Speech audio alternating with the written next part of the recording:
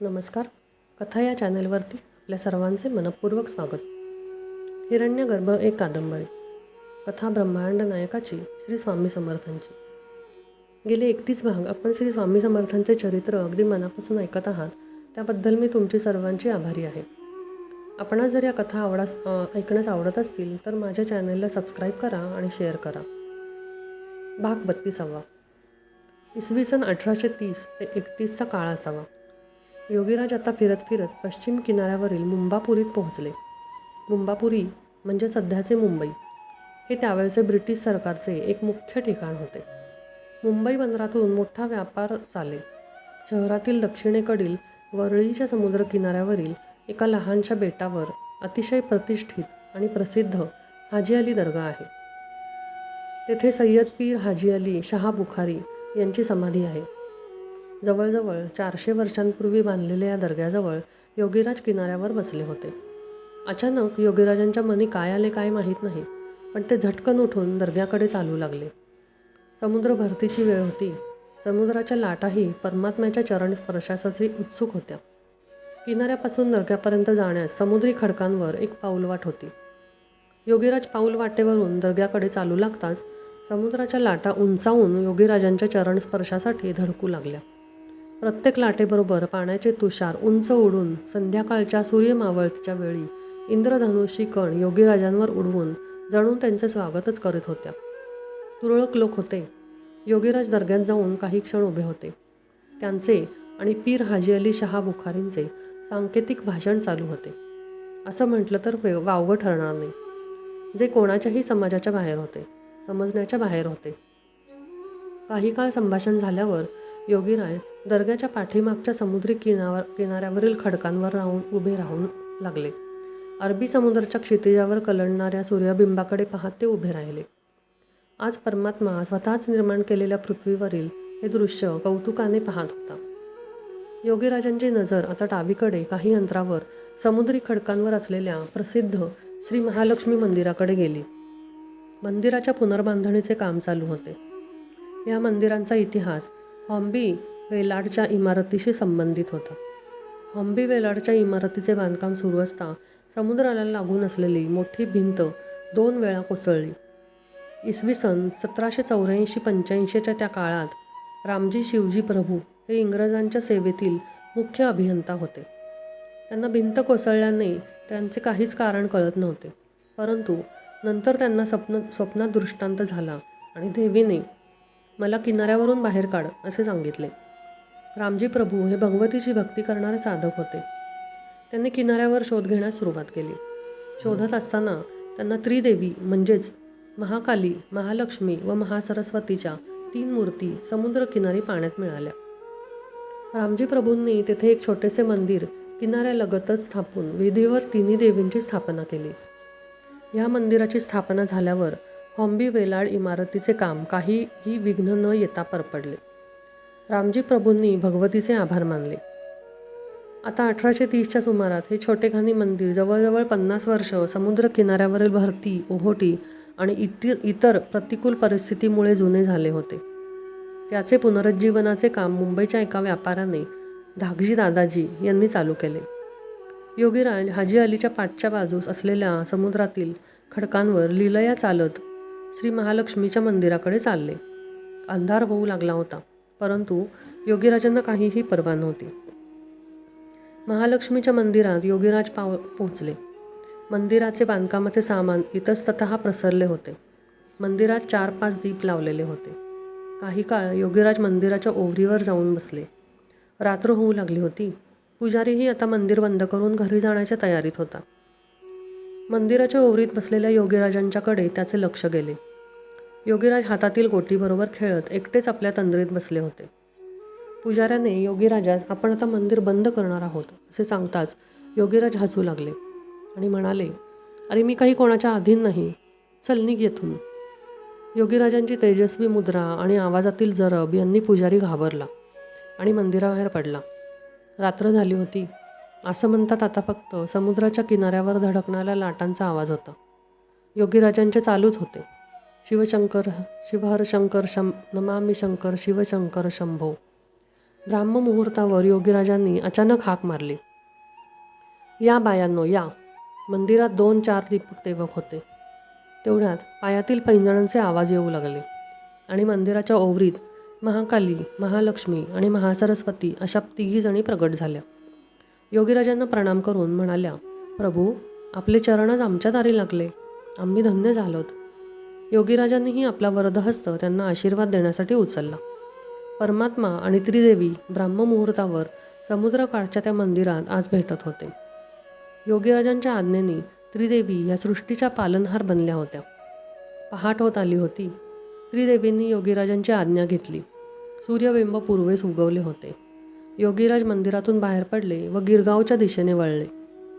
योगीराज आता माधवाच्या घराबाहेर उभे होते. माधव हा एक ब्रिटिश कंपनी सरकारचा चाकरमाना होता. गिरगावहून रोज बंदरावर त्याला कामाला जावे लागे. माधवने कालची रात्र फार बेचैनीत काढली होती.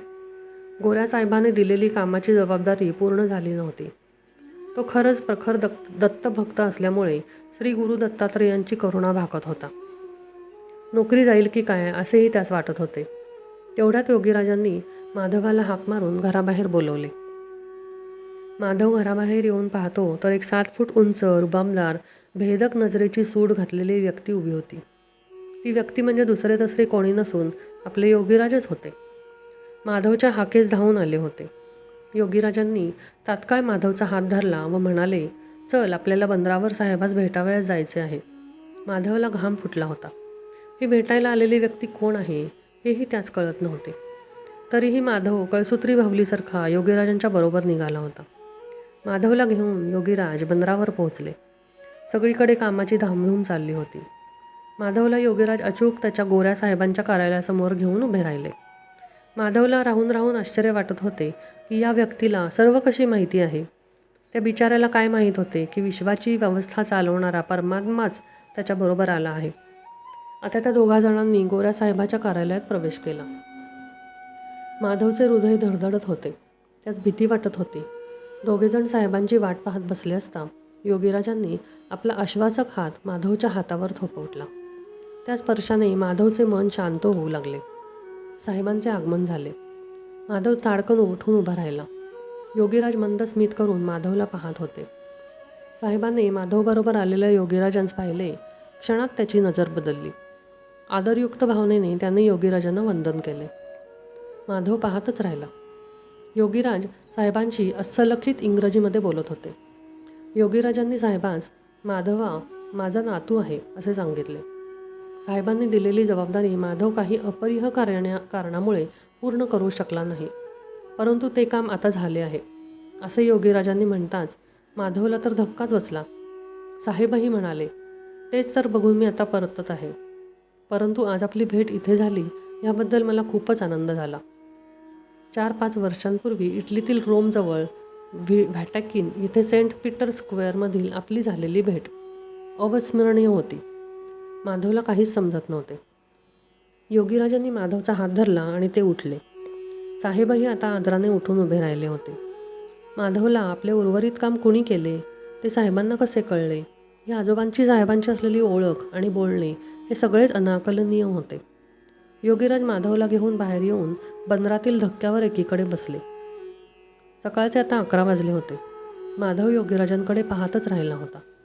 त्याने योगीराजांना आपली व साहेबांची ओळख कशी हे विचारले.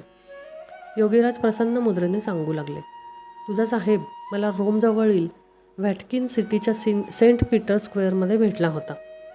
त्याच्याबरोबर एक धर्मगुरूही होते. त्या दोघांनाही मी त्यांना पुसतात त्यांची खडानखडा माहिती दिली होती. त्या दोघांनाही मी अंतराळमार्गे काश्मीरला नेले होते." योगीराज पुढे सांगू लागले, "वैवस्वत मन्वंतरातील सप्तर्षींपैकी एक ऋषी काश्यप, ज्यांच्या नावाने काश्मीर बनले. देवता, दानव, यक्ष आणि नाग हे सर्व ऋषी काश्यपांचीच संतती आहेत.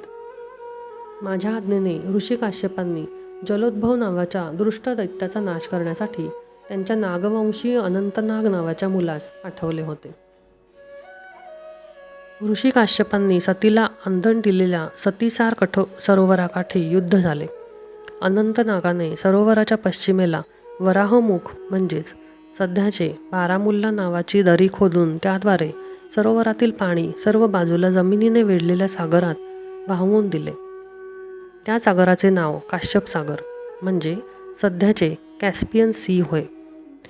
श्री महाविष्णूने जलोद्भव असुरास मारल्यानंतर कोरड्या पडलेल्या सतीसार सरोवराच्या ठिकाणी माझ्या आज्ञेने वेद आणि उपनिषदे शास्त्रांचे केंद्र बनले. त्याचे नाव आज श्रीनगर. शारदा मातेला मी त्याच्या प्रशासनाचा अधिभार दिला होता, म्हणून हे पुढे शारदापीठ झाले आणि ह्या भागाला त्या काळी शारदा देश म्हणत. ह्याच भागात गोपालाद्री पर्वत शिखरावर आद्य शंकराचार्यांनी माझे कृपेने शिव व शक्तीच्या एकरूपतेचे वर्णन करणारे अद्भुत सौंदर्यलहरी स्तोत्र रचले. आजच्या तुंग नदीच्या तीरावर दक्षिण भारतात शृंगेरी मंदिरातील शारदा देवीची मूळ चंदनाची काष्ठमूर्ती इथूनच नेण्यात आली. श्री रामानुजाचार्यांनी 11व्या शतकात या शारदा देशात भेट देऊन तेथेच केवळ उपलब्ध असलेल्या ब्रह्मसूत्रांचा अभ्यास करून अलौकिक श्री भाष्य लिहिले, जो वैष्णवांचा आद्य ग्रंथ झाला. श्री शारदेने प्रसन्न होऊन श्री रामानुजाचार्यांना हयग्रीवांचे शिल्प आशीर्वाद म्हणून माझ्याच उपस्थितीत दिले. अशा या प्रदेशात तुझ्या साहेबास आणि त्याच्या मित्रास मी नेऊन ते दोघेजण ज्याचे पूजन करतात त्यास ह्याच काश्मीरमध्ये 12 वर्षे माझ्या सहवासात ठेवून योगमार्ग शिकवून निरनिराळ्या ठिकाणी त्यांना फिरवले. त्या जागेचे भ्रमण करविले होते. त्या तरुणास 18 शतकांपूर्वी सर्व विद्या शिकवून आशीर्वाद देऊन मी दया, अनुकंपा आणि भक्तीचा प्रचार आणि प्रसार करण्यास मेडिटेरियन समुद्राजवळच्या प्रांतात पाठवून दिले. या भ्रमणानंतर मी त्या दोघांना परत सेंट पीटर स्क्वेअरला सोडले.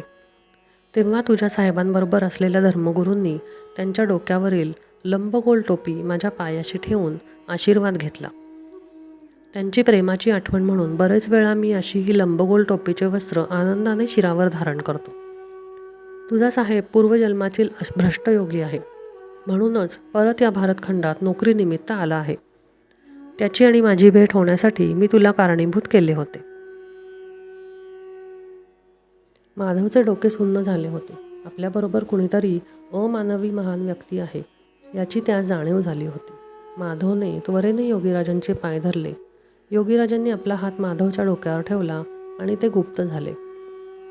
योगीराज गुरुमाऊली वेगे येई धावूनी भक्त काज करावया.